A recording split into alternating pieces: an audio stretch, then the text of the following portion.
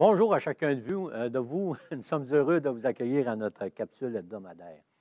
Nous sommes dans une petite série, si on pourrait dire, où nous parlons vraiment de l'amour. Qu'est-ce que c'est l'amour? Et nous avons dit que dans la parole de Dieu, il y a une définition que l'apôtre Paul nous donne qui est vraiment exceptionnelle. Et j'aimerais vous le partager encore. C'est dans 1 Corinthiens, chapitre 13, versets 4 à 7. Et voici qu'est-ce que la parole de Dieu dit. Je sais que la majorité d'entre vous le savent, mais c'est bon de se le renouveler, c'est bon de relire la parole de Dieu et de laisser le Saint-Esprit travailler en nous, parce que le Saint-Esprit a toujours une révélation, même sur des points qu'on connaît. On dit, ah oui, ben moi, la parole de Dieu, ça, ce verset-là, ce chapitre-là, je le connais.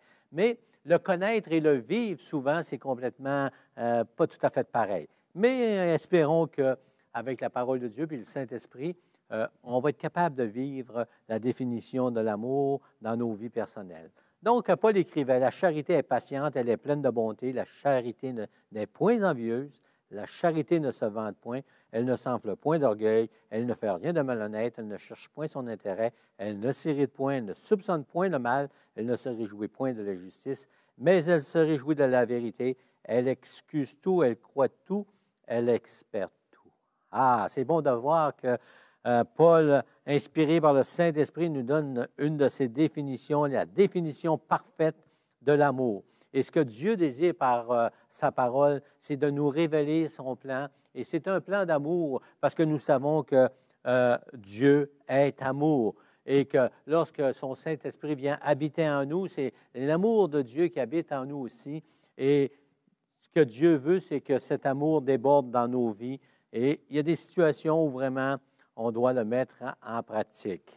Nous avons regardé dernièrement que l'amour n'est point envieux. On a vu tout ce que l'envie pouvait faire dans notre vie à nous autres, mais aussi comment qu'elle pourrait avoir des répercussions alentour de nous.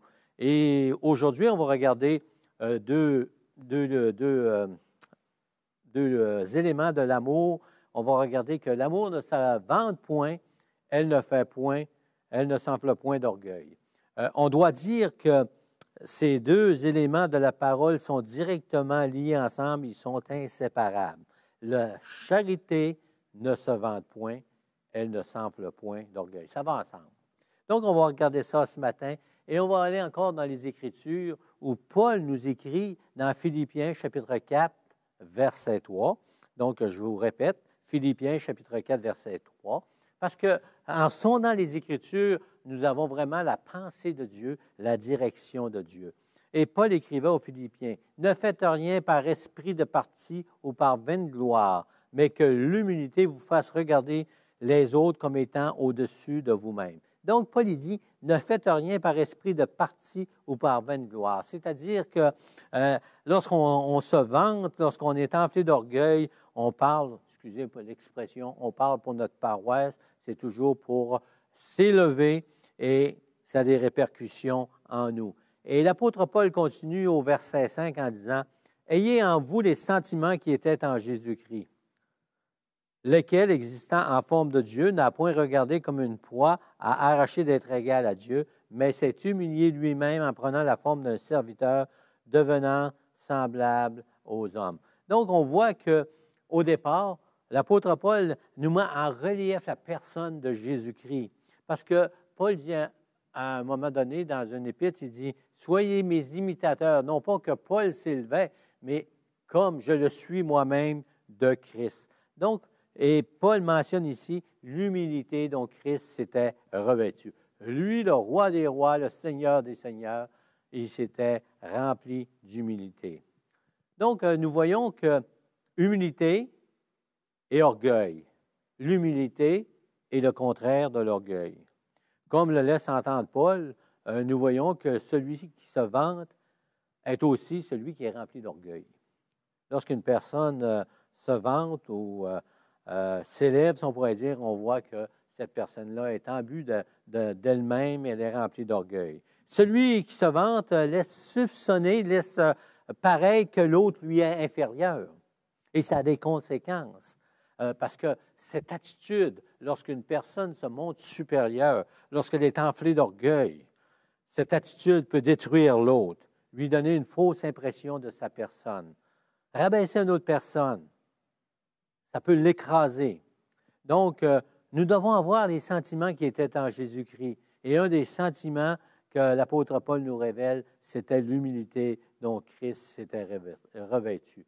Pour bien comprendre l'humilité, ce qu'est l'humilité, c'est-à-dire, ça nous aide à nous éloigner de l'orgueil. Donc, s'éloigner de l'orgueil. Il faut se souvenir, Dieu résiste aux orgueilleux, mais il fait grâce aux humbles. Mais on a une mauvaise conception de l'humilité dans le siècle qu'on vit où c'est l'exaltation de sa propre personne. On pense que s'humilier, de marcher dans l'humilité, c'est de se sous-estimer, c'est de s'abaisser. Ça n'a aucun rapport. Ce que l'apôtre Paul veut qu'on comprenne, c'est que la vraie humilité va m'aider à porter un regard sur l'autre. Ça va m'aider à voir ses capacités. Lorsque je marche dans l'humilité, je suis capable d'avoir, oui, un regard sur l'autre, de voir ses capacités, mais d'avoir une nouvelle vision des personnes qui m'entourent. Ça va encore, si on pourrait dire, dans une autre dimension. Lorsque je marche dans l'humilité, c'est comme si je permettrais à l'autre personne de s'approcher de moi. L'humilité, c'est l'ouverture sur la communication, c'est l'ouverture sur la communion fraternelle. Parce que lorsque je suis orgueilleux, la communication est rompue parce que la personne n'est pas intéressée, parce que souvent elle ne se sent pas à la hauteur ou elle a une mauvaise impression de ma personne et peut-être que lorsque je marche dans l'orgueil, elle a raison d'avoir une impression assez néfaste de ma personne. Donc, l'humilité, c'est s'approcher, permet à l'autre de s'approcher de moi, d'avoir une ouverture sur la communion, une ouverture sur la communion fraternelle, communication. C'est le respect de l'autre aussi. En un mot, c'est l'amour en action. Et vous savez, c'est dans la nature de l'homme déchu de marcher dans la tête haute, on pourrait dire, dans la vanité, dans l'orgueil. Et à l'époque où la parole de Dieu a été écrite, bien, c'était la même chose qu'aujourd'hui. Si le cœur de l'homme n'est pas changé par la puissance du Saint-Esprit, on demeure comme on était. Et l'apôtre Pierre, pour sa part, nous dit, dans 1 Pierre 5,5, et tous, autrement dit, écoutez-moi, vous tous qui entendez, dans vos rapports mutuels, les uns envers les autres, revêtez-vous d'humilité. Donc, c'est ma responsabilité de me revêtir d'humilité, de marcher dans l'humilité. Car nous savons que, et l'apôtre Pierre dit, car Dieu résiste aux orgueilleux, mais il fait grâce aux humbles. Dieu résiste aux orgueilleux, mais il fait grâce aux humbles. Pourquoi Paul écrit ça? C'est parce que lorsque je marche dans l'orgueil, dans la prétention, si on pourrait dire, il n'y a pas grand monde qui va s'approcher de moi. Et même Dieu désire que je marche dans l'humilité. C'est pour ça que ma communion, même avec Dieu, peut être difficile lorsque je marche dans l'orgueil. Mais lorsque je marche dans l'humilité, Dieu me fait grâce et je peux voir la grâce de Dieu sur moi dans ma vie. L'humilité, c'est aussi s'approcher de Dieu. C'est cette capacité lorsqu'on reconnaît que sans lui, on n'est capable de rien. Sans lui, nous sommes perdus.